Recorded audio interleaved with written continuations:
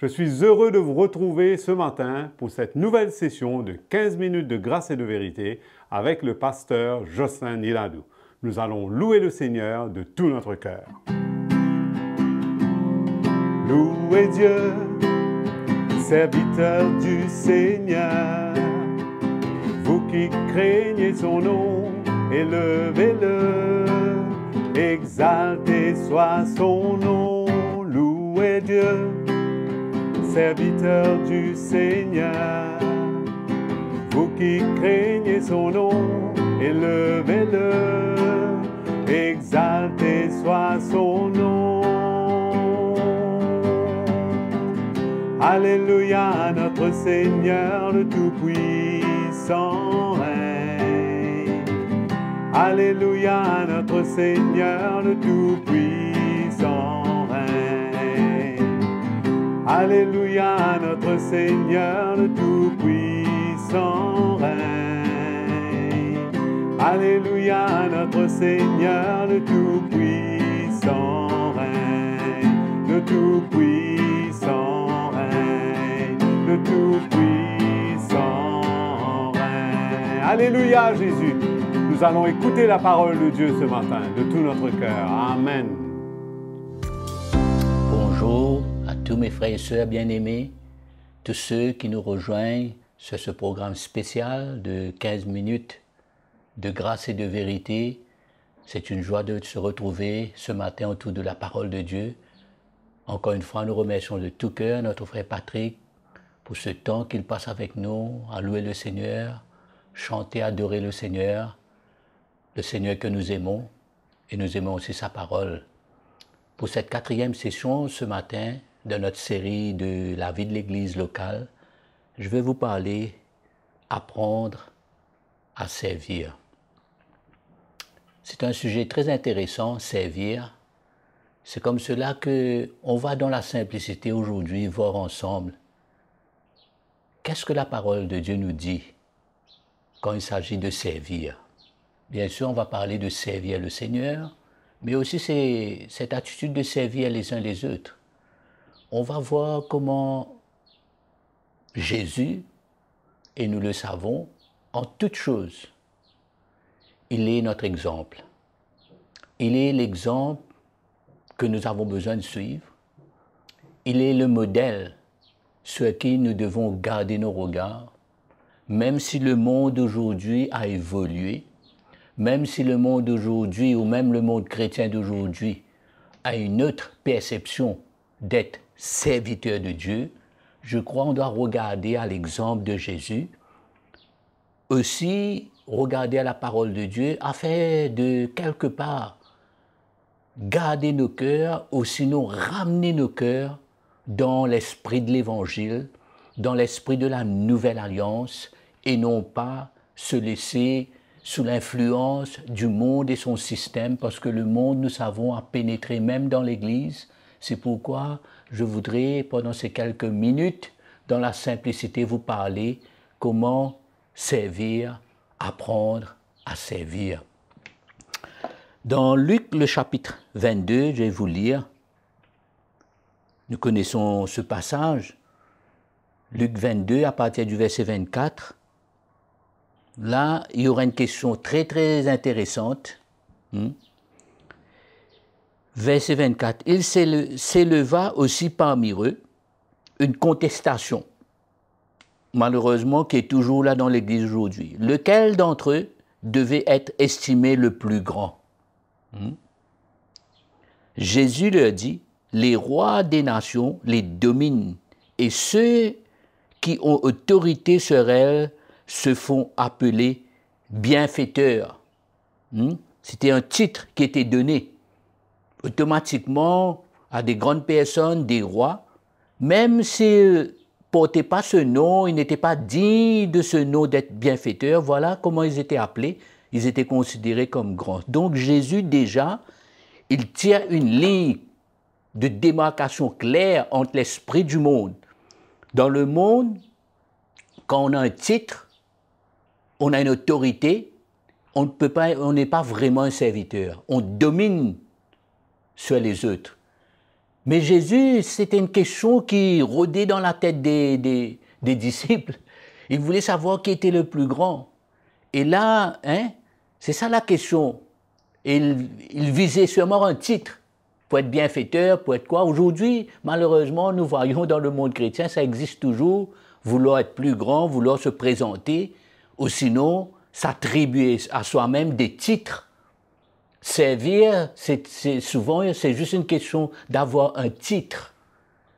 C'est là que Jésus va ramener leur cœur dans l'esprit de l'Évangile, ramener leur cœur à voir le modèle qu'il est pour nous lui-même, comment il est venu pour servir.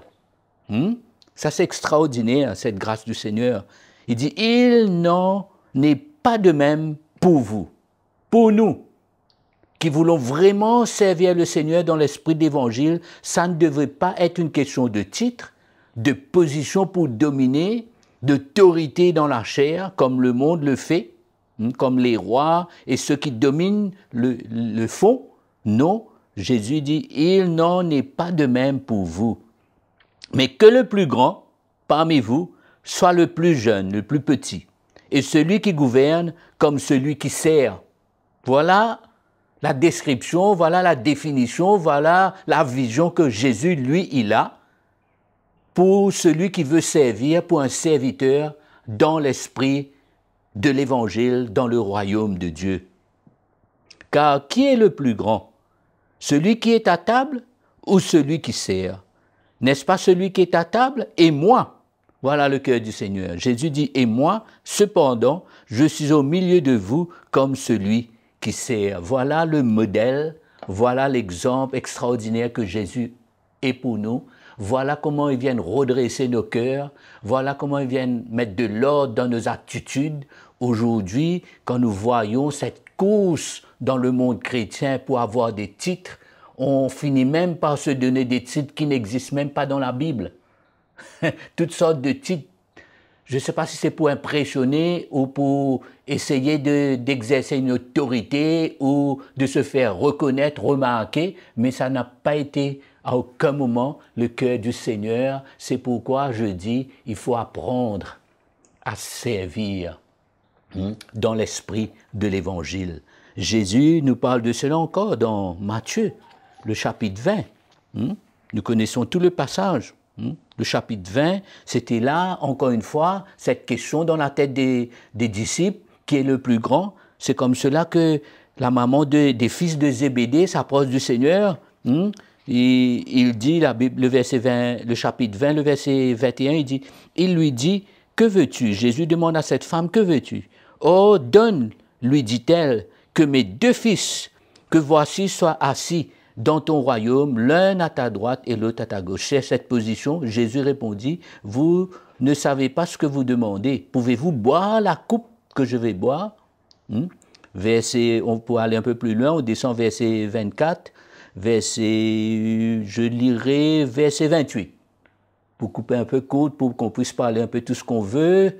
Pour ce moment, il dit, le verset 28, il dit, « C'est ainsi que le Fils de l'homme est venu, non pour être servi, mais pour servir et donner sa vie en rançon pour beaucoup. » Voilà l'attitude, voilà le cœur, voilà le prix à payer pour celui qui veut être un serviteur dans la maison de Dieu. Nous connaissons l'histoire que Jésus, dans Jean le chapitre 13, il lave les pieds de ses disciples. Il dit, car je vous ai donné, les versets 15 dans le chapitre 13 de Jean, il dit, je vous ai donné un exemple, afin que vous aussi, vous fassiez comme moi, je vous ai fait. Amen. Et nous voyons aussi l'exemple des apôtres. Pierre nous dit, Simon Pierre, quand il écrit son épître, deuxième épître, il écrit, Simon Pierre, apôtre. Il dit, serviteur et apôtre. Pardonnez-moi, il met le mot serviteur avant tout. Jude, quand il écrit son épître, il dit Jude, serviteur de Jésus-Christ. Et ce mot serviteur, c'est le même mot qui signifie esclave. L'apôtre Paul, dans la plupart de ses épîtres, quand il écrit, dans Philippiens par exemple, Paul écrit, il dit Paul et Timothée, serviteurs du Christ Jésus.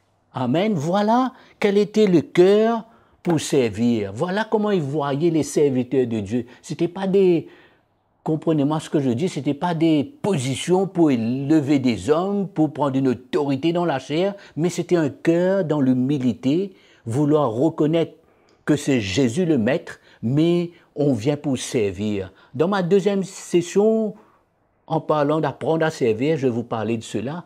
Quels sont les bénéfices? Quelle est l'attitude? Comment on va servir, nous, qui sommes jeunes, qui voulons venir dans notre communauté, dans notre assemblée? Comment servir le Seigneur? Paul nous dit je vous lis dans 1 Corinthiens, nous connaissons l'histoire, comment il y avait à un moment donné cette discussion entre les frères et sœurs de l'église de Corinthe, et l'autre dit, moi je suis d'Apollos, moi de Paul, moi de Céphas. Il y avait toutes sortes de discussions, et Paul va venir mettre de l'ordre, et il va dire dans le chapitre 3, 1 Corinthiens, le chapitre 3, le verset 5, il dit, « N'êtes-vous pas des hommes? Qu'est-ce donc, qu'Apollos, et qu'est-ce que Paul? Des serviteurs par les moyens desquels vous avez cru, selon que le Seigneur l'a donné à chacun. » Paul vient redresser leur attitude, arrêter de bagarrer pour celui-là, celle-là, ou pour un titre. Qui sommes-nous? Que des serviteurs, des instruments.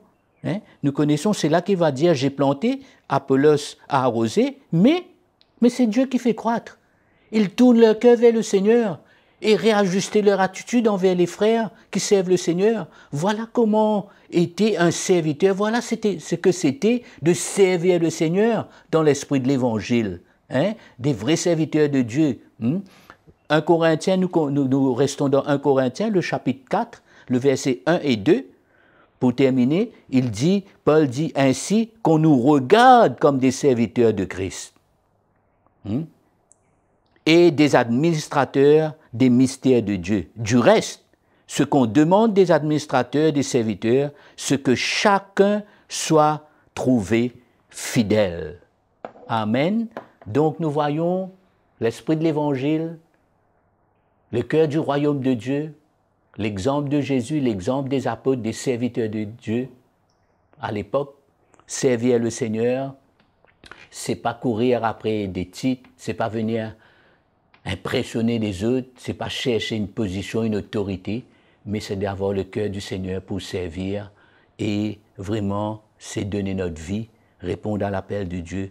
C'est pas chercher un titre, c'est pas une position, c'est pas de se faire reconnaître, mais c'est de s'humilier et avoir un cœur comme Jésus-Christ pour le servir l'Église, servir nos frères et sœurs. Amen. Donc, que ces quelques paroles vous encouragent aujourd'hui. Je suis content que j'ai eu ce moment avec vous et je vous donne rendez-vous pour la prochaine fois. À très bientôt. Merci. Nous remercions le pasteur Jocelyn Niladou pour son partage à travers de cette session de 15 minutes de grâce et de vérité. Le Seigneur nous a encore éclairés à travers de sa parole. Nous vous encourageons à aimer et à partager ce programme. N'oubliez pas de vous abonner à notre chaîne CTMI et à cliquer sur la petite cloche pour être averti des prochains épisodes. Prenez contact avec nous à l'adresse indiquée sur votre écran, partagez vos témoignages, expériences et n'hésitez surtout pas à nous envoyer vos questions si vous en avez. Nous vous retrouverons dans notre prochaine session. Nous vous aimons et à bientôt.